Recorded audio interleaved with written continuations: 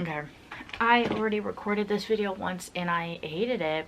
Literally hated it. Spent about 45 minutes filming, and the whole time I was like, this isn't good. I don't know why I'm keeping going because I'm not gonna like this when it's done. And I hated it when it was done. I am my own worst nightmare, but also my own fandom. It's called duality. Hi, welcome back to my channel. Hi, I'm Claire, and I have been doing some self-reflecting. TikTok trend where this girl had a birthday party and she had everyone who was invited to the party dress up as a different phase of her life. So there was like, I don't remember what her name is. Let's call her Cassandra. So she had people at the party dress up as like cheerleader Cassandra, sorority Cassandra, softball Cassandra, like that kind of stuff. And I was thinking about that. What would I be? What would my party be? Who would be what Claire? And so then I was thinking about phases of my life.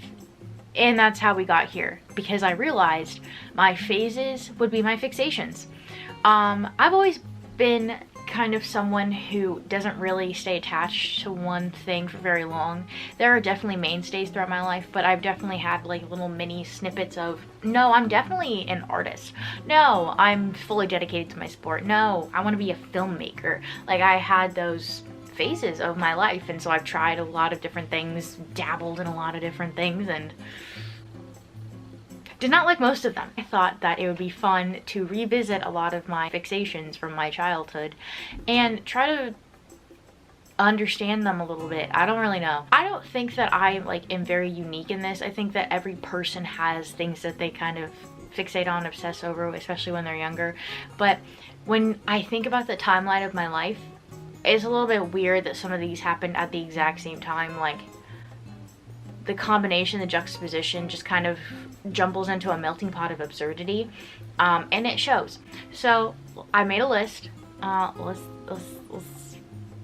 venture. So the first like thing I wrote down was that I used to be very much into the Tyra Banks show.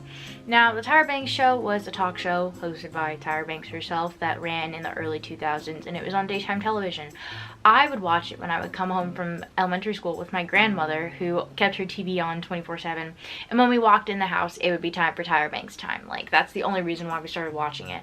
And I just kind of grew this affinity for Tyra. Like, I just loved her. And I actually wrote her fan mail and never got a response. And it was actually the most devastating thing ever, because I wrote her a letter that's really rude, Tyra. Why did you not respond? Was what my logic was. I know why.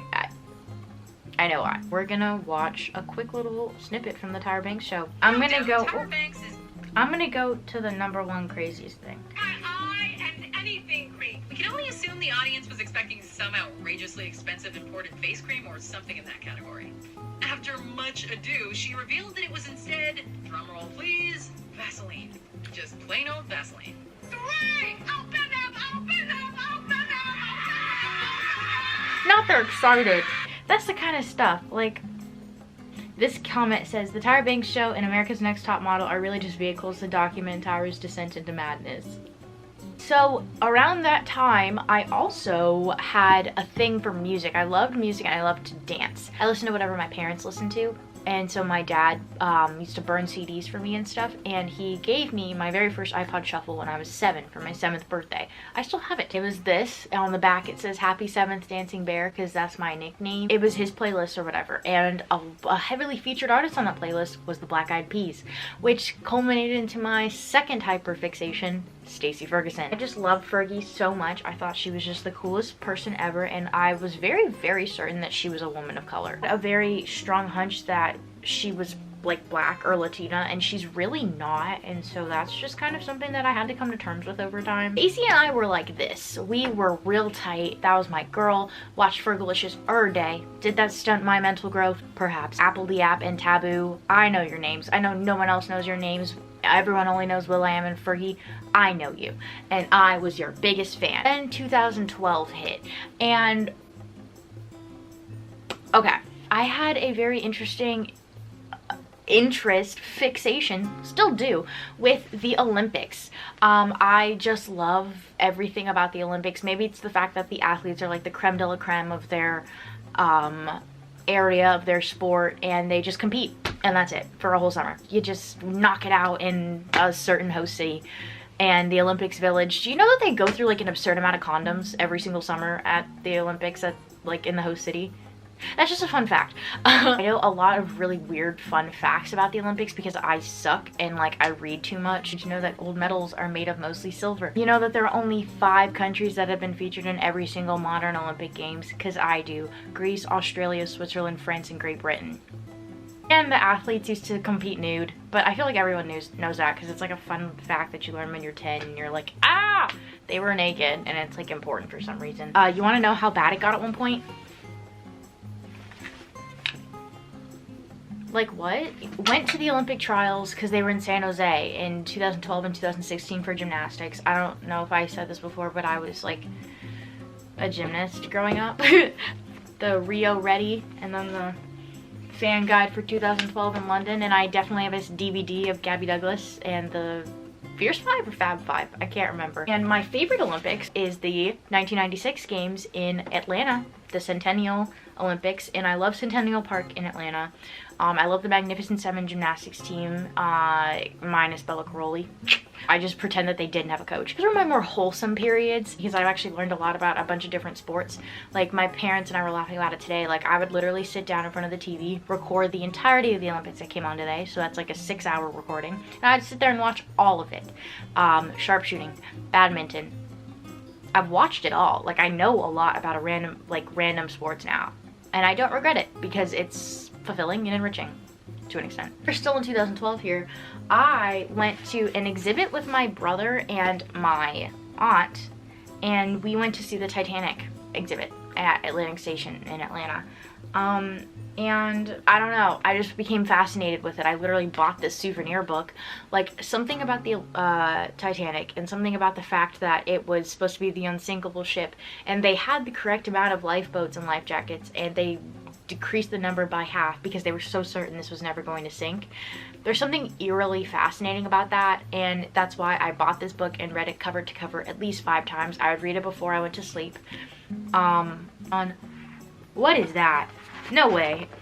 Oh, it's sticky in here. Oh, that's kind of filthy. I haven't opened this book in 10 years, so I guess that makes sense. I have the boarding passes because when you go into the exhibit, you get a boarding pass and like a persona that you get to follow. Like, how did they live when they're on the Titanic? So I remember I was Archibald Willingham, but yep, here it is.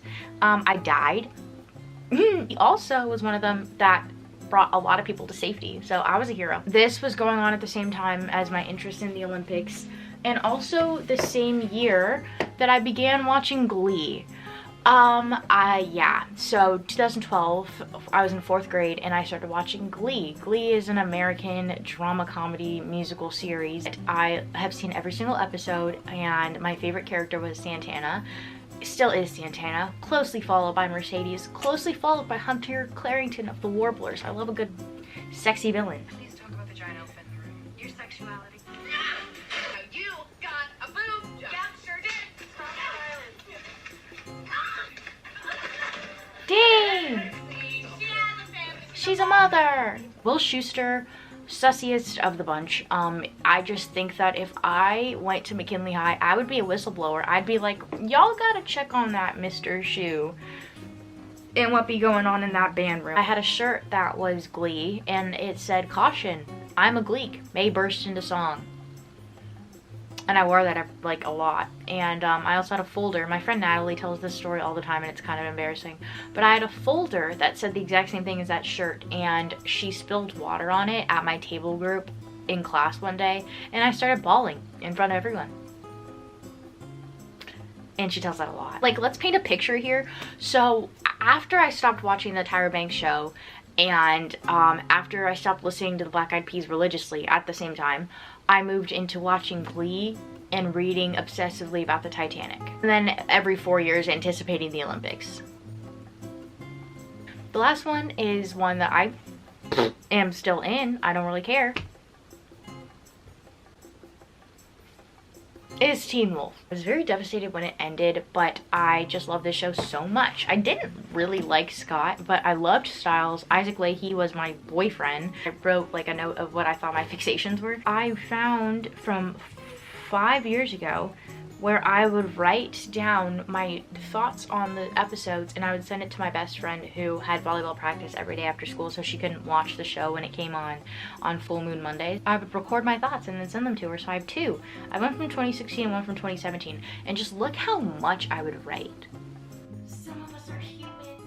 Oh my god, Kate Argent's alive. Daddy Argent and Melissa, I've been waiting for this for 6 years. I had been.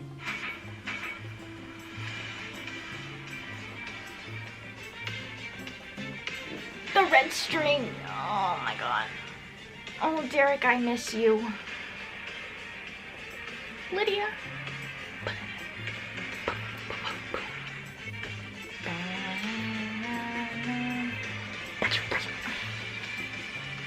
The Triskelion.